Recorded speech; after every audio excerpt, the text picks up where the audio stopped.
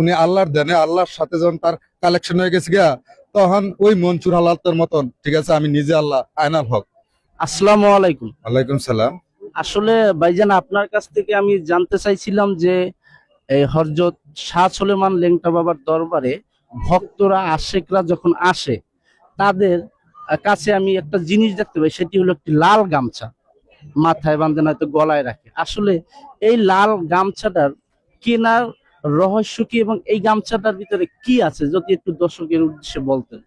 যখন স্যার সুলেমান শাহ ল্যাংটা যখন আবির্ভাব হয়, মনে করেন 100 শতাব্দীর আগে, 1900 সালে, ঠিক আছে, মতান্তরে। তো উনি যখন ওই সময়টা ব্রিটিশ আমল ছিল, ব্রিটিশ আমলের সময় কাপড় চোপড়ের শর্টা ছিল, অনেকে লেংটি পরতো, ঠিক আছে, উনি ল্যাংটা ছিল না, লেংটি পরতো। তখন সমাজ ছিল শরীয়তের সমাজ, আর উনি পালন করতো তরিকতের। পাগল দুই হালাতের হয়, একটা হচ্ছে মজলু হালাতের পাগল, আর একটা হচ্ছে সালে মজলু, যে জীবন সংসারও করে বউ বাচ্চাও থাকে, জায়গা জমি ব্যবসা বাণিজ্য চিনে, টাকা পয়সাও চিনে, এটা হচ্ছে একটা পাগল। হ্যাঁ, পাগলের ভাব ধরে থাকে। আরেকটা হচ্ছে মজলু হালাতের পাগল। উনি দুনিয়ার আরাম আয়াস, ধন সম্পদ, টাকা পয়সা, সুখ, মানে দুনিয়ার কোনো স্বাদ গ্রহণ করে না, ঠিক আছে। উনি আল্লাহর দেনে আল্লাহর সাথে যখন তার কালেকশন হয়ে গেছে গিয়া, তখন ওই মনসুর হালাতের মতন, ঠিক আছে, আমি নিজে আল্লাহ আয়নাল হক, ঠিক আছে। তখন উনি ওই বাপটায় যখন পরিচিত ছিল, এই এলাকাটা ছিল জৈনপুর হুজুরের এলাকা, শরীয়ত জারি ছিল, ঠিক আছে। তখন তাকে পাগল বলতো, যে যেটা বলতো বলতো আর কি। মানুষ সবাই তো আর পাগল চিনে না, যে চিনে তে তো কিনে। তখন জৈনপুরি হুজুরে এক সময় এই জায়গায় খানকা ছিল, অথবা একজনের বক্তর বাড়িতে আসছে।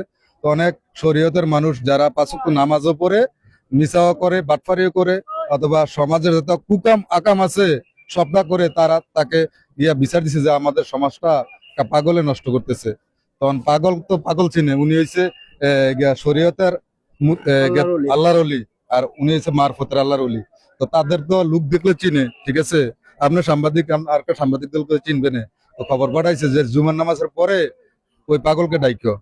তখন লোকেরা কইছে যে আমাদের জৈনপুরি হুজুরে তোমাকে দেখা করতে কইছে। আরে এতদিন তো এলাকায় মানুষ ছিল না, একটা মানুষ আইছে, তার কাছে গেলে তো আমার একটা কিছু শরীয়তরা ডাকিয়া যাইতে হইব, শরীয়ত হচ্ছে আটুবন যদি ডাকতে হইব।